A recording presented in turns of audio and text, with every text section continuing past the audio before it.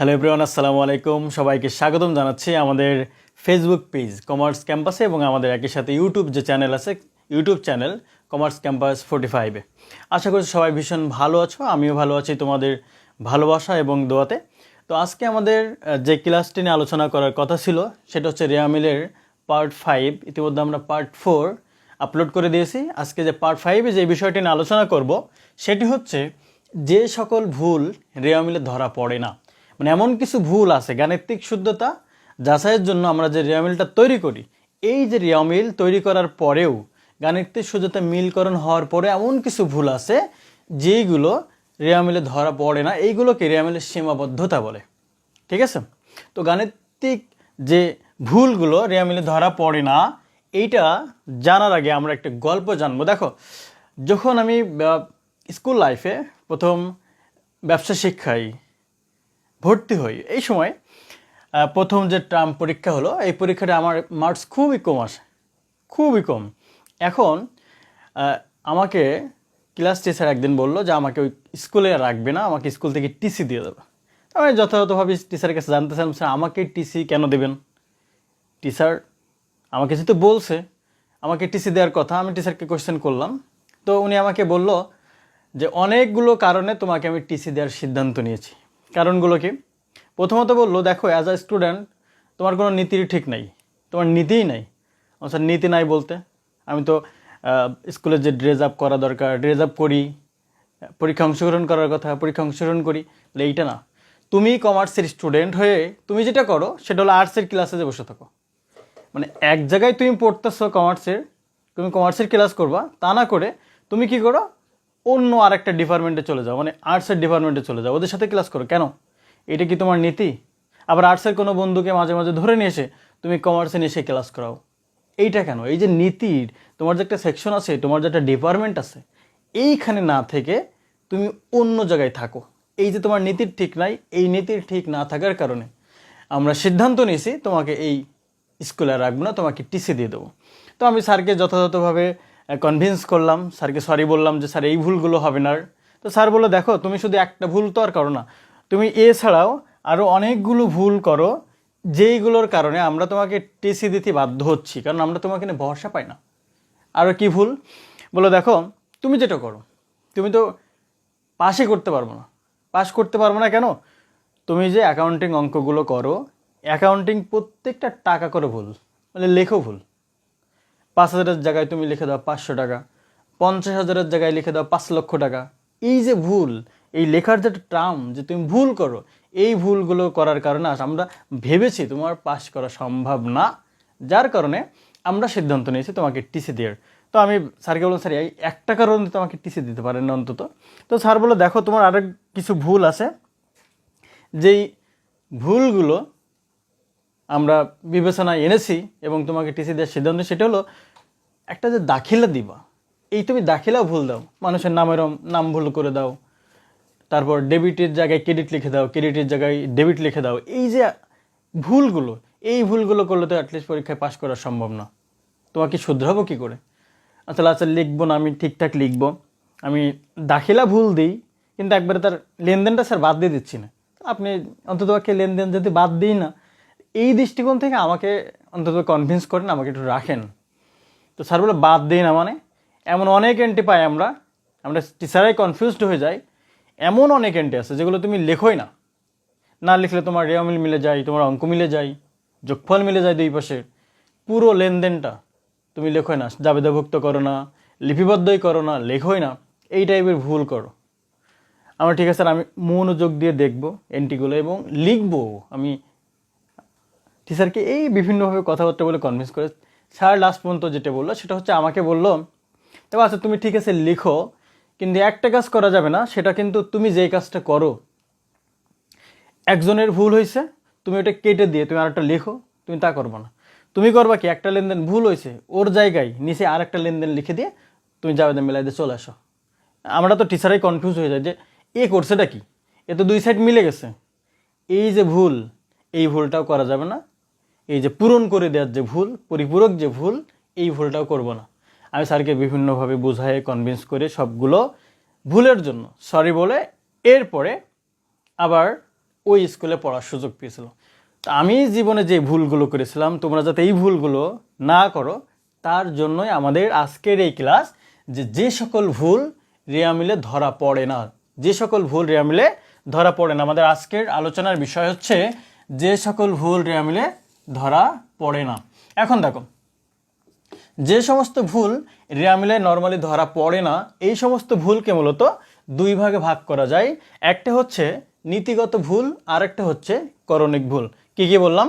একটা হচ্ছে নীতিগত ভুল আর একটা হচ্ছে করণিক ভুল। এই নীতিগত ভুলের কোনো প্রকারভেদ নেই, ও একাই, এক বাপের এক সন্তানের মতো, ওর আর কোনো ভাই বোন নাই। ঠিক আছে, মানে যা ভুল করবে ওই একাই করবে, সুতরাং একটা সঙ্গে পড়লেই হয়ে যাচ্ছে। এখন দেখো, করণিক যে ভুল নীতিগত ভুলের বাইরে, অর্থাৎ নীতিগত যে একটা ভুল আছে এই ভুলের বাইরে যতগুলো ভুল আছে এই সবগুলো ভুল নাম হচ্ছে করণিক ভুল।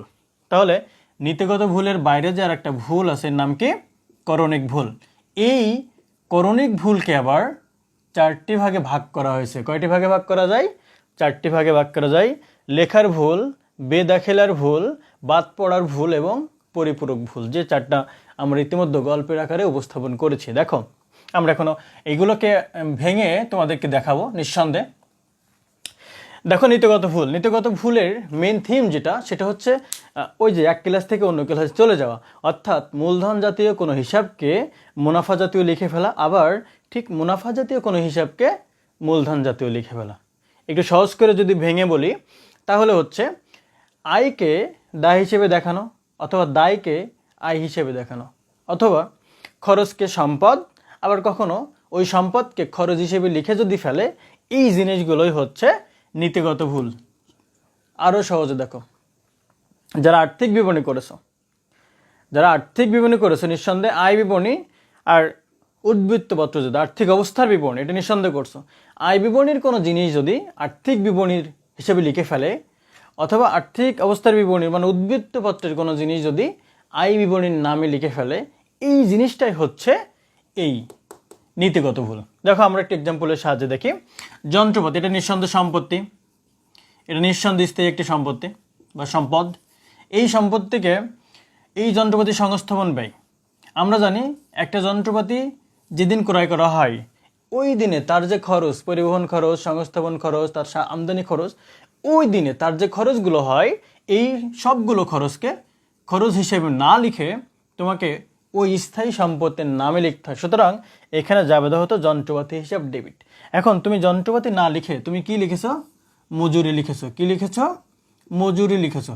এই যে মজুরি, আমরা বলেছিলাম সম্পদকে সম্পদ হিসেবে না লিখে খরচ হিসেবে দেখানো, বা খরচকে খরচ হিসেবে না লিখে সম্পদ হিসেবে দেখানো, এই জাতীয় ভুলগুলোকেই বলা হয় নীতিগত ভুল।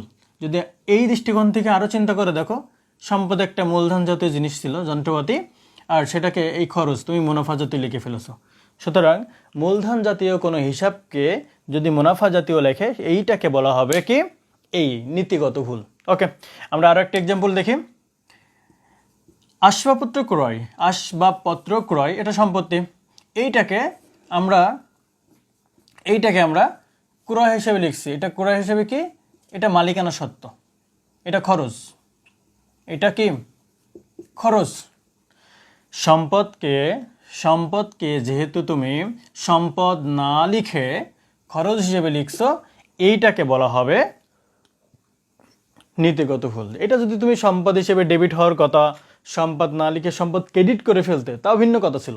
কিন্তু সম্পদ না লিখে যেহেতু খরচ লিখে ফেলছো, অর্থাৎ মূলধন জাতীয় জিনিসকে তুমি যেহেতু মুনাফা জাতীয় লিখেছো, এই জিনিসগুলোকে বলা হয় নীতিগত ভুল। তাহলে এই টাইপের কোনো এক্সাম্পল যদি কোশ্চেনে পাও, বা এই টাইপের কোনো এমসিকিউ যদি পাও, একদম নোক চোখ কান বোঝায় লিখে দেবা কি এটা হচ্ছে নীতিগত ভুল। এখন দেখো, নীতিগত ভুলের বাইরে একটা ভুল ছিল, সেটা হচ্ছে করণিক ভুল। তাহলে নীতিগত ভুল যদি ওটা না হয়, অন্য সব ভুল কি ভুল নামে পরিচিত? করণিক ভুল। লেখার ভুলকেও করণিক ভুল বলে, বিদ্যা খেলার ভুলকে করণিক ভুল বলে, বাদ পড়ার ভুলকেও করণিক ভুল বলে, পরিপূরক ভুলকেও করণিক ভুল বলে। কারণ এই সবগুলো ভুলের বাবা হলো এই করণিক ভুল। এগুলো তো তার সন্তান, চারটা সন্তান। করণিক ভুলের সন্তান হলো চারটা, সুতরাং এদের বাবাকে করণিক ভুল। সুতরাং এইগুলো সবকে এই করণিক ভুল নামে বলা যাবে। এখন দেখো আমরা লেখার ভুল নিয়ে আলোচনা করব। সুতরাং করণিক ভুল বলে অ্যাকচুয়ালি কোনো সংজ্ঞা নেই। একটা হিসাব লেখা হয়নি, টাকার অঙ্কে ভুল করেছো, ডেবিট ক্রেডিট ভুল করেছো, একটার দ্বারা আরেকটা পূরণ করে দিয়েছো, এই সবগুলো ভুলকেই করণিক ভুল বলে। ওকে, তো দেখো আলাদা আলাদা আমরা একটু আলোচনা করি। লেখার ভুল আমরা বলছিলাম টাকার অঙ্কের ভুল, এই যে সহজে মনে রাখবা, আর কিচ্ছু মনে রাখবা, আর কিচ্ছু লাগবে না এখানে, শুধু একটা সংজ্ঞা তুমি মনে রাখবা। টাকার অঙ্কের যদি কোনো ভুলের কথা প্রশ্নে বলা থাকে, টাকার অঙ্কের কোনো ভুলের কথা যদি প্রশ্নে বলা থাকে, এই ভুলটা নিঃসন্দেহে লেখার ভুল। নিঃসন্দেহে কি ভুল? লেখার ভুল। দেখো আমরা এক্সাম্পলের সাহায্যে দেখি। জান্নাতের নিকট থেকে, জান্নাতের নিকট বিক্রয়, জান্নাতের নিকট বিক্রয়, এই যে জান্নাতের নিকট বিক্রয় 2000 টাকার পরিবর্তে কয় টাকা লিখছো? 200 টাকা লিখছো। দেখো টাকা দেখো তো, টাকা তোমার লেখার কথা ছিল 2000, তুমি লিখছো কত? 200 টাকা। এই যে 2000 টাকার জায়গায় 200 টাকা লিখছো, এই টাকার অঙ্কে যে ভুল করেছো, এই ভুলটাকে বলা হয় লেখার ভুল। প্রশ্নে যদি এই টাইপের কোনো মানে লেনদেন পাও যেখানে টাকার অঙ্ক ভুল করছে, এটা নিঃসন্দেহে লেখার ভুল হবে। এখন দেখো বেদাখিলার ভুল। বেদাখিলার ভুল যদি কারোর নামের ভুল থাকে, রহিমের পরিবর্তে করিম লিখছে, এই টাইপের। হিসাবের ভুল থাকে, ক্রয় হিসাবের পরিবর্তে বিক্রয় হিসাব লিখছে, বই না কিন্তু হিসাব, ক্রয় হিসাবের পরিবর্তে বিক্রয় হিসাব লিখছে, এই টাইপের। অথবা একটা হিসাব ডেবিট করার কথা, সেটা ডেবিট না লিখে ক্রেডিট লিখছে। যেমন বেতন হিসাব ডেবিট করার কথা, বেতন ডেবিট না লিখে যদি ক্রেডিট দিকে লিখে ফেলে, তো এই যে ভুলগুলো, এই 3 টাইপের ভুল, নামের ভুল হইতে পারে, হিসাবের ভুল হইতে পারে, আবার ডেবিট পাশেরটা ক্রেডিট পাশে লেখার ভুল, বা ক্রেডিট পাশেরটা ডেবিট পাশে লেখার যে ভুল, এইটাই মূলত হচ্ছে বেদাখিলার ভুল। দেখো এক্সাম্পল দেখি। সেরসির নিকট বিক্রয়, সেরসির নিকট বিক্রয়, কার নিকট বিক্রি করেছো তুমি? সেরসি, 2000 টাকা জ্যোতির হিসাবে লেখা হয়েছে। আচ্ছা, তুমি সেরসির নিকট বিক্রয় করেছো, তাহলে না সেরসির খাতায় লিখবা, সেরসির নামে লিখবা। তা না করে তুমি কি করেছো দেখো, আর একজনের নামে অর্থাৎ জ্যোতির নামে লিখে দিয়েছো। তাহলে এই যে সেরসির জায়গায় তুমি জ্যোতির নাম লিখেছো, আমরা জেনেছি নামের যদি কোনো ভুল হয়, দেখো নামের যদি কোনো ভুল হয়, এই ভুলটাকে বেদাখিলার ভুল বলে। আবার এই যে 2000 টাকা, এই 2000 টাকার পরিবর্তে কি 4000 লিখছি? না। সুতরাং এটা লেখার ভুল হওয়ার সুযোগ নাই। যদি হয়তো এরকম যে সেরসির নিকট বিক্রয় করেছে 2000 টাকা, কিন্তু 4000 টাকা লিখে ফেলছে, সেই ক্ষেত্রে কিন্তু লেখার ভুল হওয়ার সুযোগ থাকতো। এখন দেখো, তাহলে আমরা এখান থেকে লেখার ভুল কিন্তু শিখলাম, লেখার ভুল শিখলাম, বেদাখিলার ভুল শিখলাম। এখন দেখো বাদ পড়ার ভুল শিখতে। বাদ পড়ার ভুল মানে কি? নাম শুনে তুমি বুঝতে পারতেছো একটা বিষয় বাদই পড়ে গেছে, লেখাই হয়নি, লিখিনি, হিসাবভুক্ত করিনি, জাবেদাভুক্ত করিনি, দাখিলাভুক্ত করিনি, কিছুই করিনি, এই ধরনের ভুলকে মূলত বাদ পড়ার ভুল বলে। যেমন বাদ পড়ার ভুল, এই যে হিসাবের বইতে লেখা হয়নি, জাবেদাভুক্ত হয়নি, লিপিবদ্ধ হয়নি, বা দাখিলা দেওয়া হয়নি, অথবা প্রাথমিক হিসাবের বই লেখা হয়নি, এই সবগুলো ভুলকে আমরা বলতে পারি বাদ পড়ার ভুল। তো তুমি নোট করে নিতে পারো, সবগুলো নোট করে নেবা, এবং আমাদের যে কমার্স ক্যাম্পাস বলে যে গ্রুপ আছে, পাবলিক গ্রুপ, তোমার হ্যান্ড নোটটি সবার উপকারার্থে আমাদের গ্রুপে পাবলিশ করে দেবা। এখন দেখো, তাহলে বাদ পড়ার যে ভুল, হিসেবের বইতে বাদ লেখা হয়নি, লিপিবদ্ধ হয়নি, জাবেদাভুক্ত হয়নি, এই সব ভুলকে বাদ পড়ার ভুল বলছে। তার মানে একবারেই এন্ট্রি দেয়নি, লিখেইনি আমরা। তাহলে জিসানের নিকট বিক্রয়, আমরা যদি এক্সাম্পলটা দেখি, জিসানের নিকট বিক্রয় 9000 টাকা, জাবেদাভুক্ত হয়নি, মানে জাবেদাভুক্ত হয়নি মানে তুমি তো লেখোইনি। দেখো জাবেদাভুক্ত হয়নি মানে লেখোইনি, সুতরাং এইটা নিঃসন্দেহে বাদ পড়ার ভুল। আচ্ছা, এইটাকে কোনোভাবে, এই যে 3টা ভুল শিখছে আগে, নীতিগত ভুল, লেখার ভুল এবং বেদাখিলার ভুল হইতে পারে। দেখো নীতিগত ভুল হইতে গেলে মুনাফা জাতীয়কে মূলধন লিখতে হইতো, লেখনি। লেখার ভুল হইতে গেলে টাকার অঙ্কের ভুল হইতো, তাও হয়নি। বেদাখিলার ভুল হইতে গেলে হয় নামের ভুল, নাহলে ডেবিট ক্রেডিটের ভুল, অথবা কোনো হিসাবের ভুল হইতো, তাও কিন্তু হয়নি। সুতরাং আমরা জানি কোনো লেনদেন যদি জাবেদাভুক্ত না হয়, বা কোনো লেনদেন যদি না লেখা হয়, এই ধরনের ভুলকে মূলত, এই ধরনের ভুলকে কি বলা হবে? এই যে বাদ পড়ার ভুল বলা হবে। কি বলা হবে? বাদ পড়ার ভুল। Okay fine. এখন দেখো লাস্ট অন যেটা আছে সেটা হলো পরিপূরক ভুল। পরিপূরক বোঝো, পূরণ হয়ে যাও। পৃথিবীর কোনো শূন্যস্থান, সবসময় শূন্যস্থান থাকে না। একটা জিনিস আরেকটা জিনিস দ্বারা সবসময় পূরণ হবেই, তাহলে এই পরিপূরক ভুলটাও ঠিক সেরকম। একজনের নামে তুমি ভুল করেছো, মনে করো রহিমের নিকট পণ্য বিক্রি করছো 10,000 টাকা, এই যে রহিমের কাছে, তাহলে তুমি রহিমের নামে 10,000 টাকা লিখবা। তুমি এটা লেখো নাই, না লিখে তাহলে তোমার ক্রেডিট দিকে কম লিখেছ। এখন আরেকজনের কাছ থেকে ঠিক 10,000 টাকা তুমি পণ্য ক্রয় করছো, এটাও লেখো নাই। তাহলে ওই যে ক্রেডিটের 10,000 আর এই যে ডেবিটের 10,000, দুইটা কি ভ্যানিশ হয়ে গেল, জায়গার টাকায় জায়গা থেকে গেল। সুতরাং এইটাও কিন্তু মিলে যাবে, কারণ রিয়ামিলের তো এইটাই সীমাবদ্ধতা রে ভাইয়া, এইটাই তো সীমাবদ্ধতা। দেখো, এবং এই ক্ষেত্রে সবচেয়ে বড় বিষয়, যেটা সহজে বোঝার সবচেয়ে বড় বিষয়, সেটা হলো এই ক্ষেত্রে উদ্দীপকটা বড় থাকবে, তুমি দেখেই বুঝতে পারবা যে এটা নিঃসন্দেহে পরিপূরক ভুল হবে। এটা বড় একটা উদ্দীপক থাকে। দেখো, জাহিদের নিকট বিক্রয় 9,000 টাকার পরিবর্তে 6,000 টাকা লিখছে। তাহলে তুমি জাহিদের নিকট বিক্রয় করছো কয় টাকার? 9,000 টাকা, তুমি লিখছো 6,000 টাকা, ভালো। তাহলে 3,000 টাকা তুমি কম লিখছো, গুড। এবার রিমার নিকট থেকে ক্রয় 5,000 টাকা, 5,000 টাকায় তুমি কয় টাকা লিখছো? 2,000 টাকা। তাহলে এখানেও কত কম? 3,000 টাকা। এই যে এই দিকের 3,000, এই দিকের 3,000 পূরণ হয়ে গেল। এই যে গ্যাপ ছিল 3,000 টাকা, এটা পূরণ হয়েছে। পূরণ হওয়ার কারণে এটাকে আমরা বলবো পরিপূরক ভুল। এবং দেখো উদ্দীপকটা, সবগুলো উদ্দীপক দেখো এক লাইনের সব এক লাইন। এইটার আসো, এটা দেখো অনেক বড় উদ্দীপক, অর্থাৎ 2 লাইনের। সুতরাং এই ধরনের ভুলকে বলা হবে পরিপূরক ভুল। এই ছিল মোটামুটি যে সকল ভুল ধরা পড়ে না তার পুরো ডিটেলস, নীতিগত ভুল বলো, করণিক ভুল বলো, সবগুলো ভুল এখানে আমরা কিন্তু ডিটেলসে আলোচনা করলাম। তুমি এখান থেকে এটা হ্যান্ড নোট করে নিতে পারো, অথবা আমাদের যে পেজ আছে এই পেজে দেখবা আমরা পিডিএফ ফাইল আপলোড করতে পারি, সেখান থেকে দেখে নিতে পারো। এবং হ্যান্ড নোটটি করে আমাদের যে কমার্স ক্যাম্পাস গ্রুপ আছে, গ্রুপে অবশ্যই তুমি আপলোড দিবা। দেখো, যারা এই অনলাইন ফ্রি ক্লাসগুলো করতেছো, আমরা তোমাদের জন্য কিন্তু ফ্রি লাইভ ক্লাসের ব্যবস্থা করেছি। সপ্তাহে আমরা সেখানে 2 দিন বা 3 দিন নিয়মিতভাবে লাইভ নিচ্ছি অ্যাকাউন্টিং এবং ফাইন্যান্সের উপরে। আমরা ঘোষণা দিয়েছিলাম পরবর্তীতে আমরা বোর্ড পরীক্ষার আগে ম্যানেজমেন্ট এবং মার্কেটিং ক্লাসগুলো পর্যায়ক্রমে নিব। তোমরা যারা ক্লাসগুলো করতেছো অবশ্যই তোমাদের কাছে অনুরোধ থাকবে, এই যারা ক্লাসগুলো করতেছো, ক্লাসগুলো পড়ার পরে অবশ্যই কমেন্টস করবা কোন জায়গা থেকে করতেছো, অথবা ক্লাসটি কেমন লাগছে সেটা লিখবা। দেখো, আমরা এই ক্লাসে আরও কিছু এক্সাম্পল দেখব, কিছু এমসিকিউর এক্সাম্পল দেখব, যেগুলো আরও পরীক্ষা আসার মতো আছে। সবচেয়ে বেশি যে এমসিকিউগুলো পরীক্ষা আসে সেটা হলো যে সকল ভুল ধরা পড়ে না সেখান থেকে। এর বাইরেও আরও কিছু এক্সাম্পল আমরা দেখব যেগুলো এমসিকিউ আকারে পরীক্ষায় কিন্তু আসে।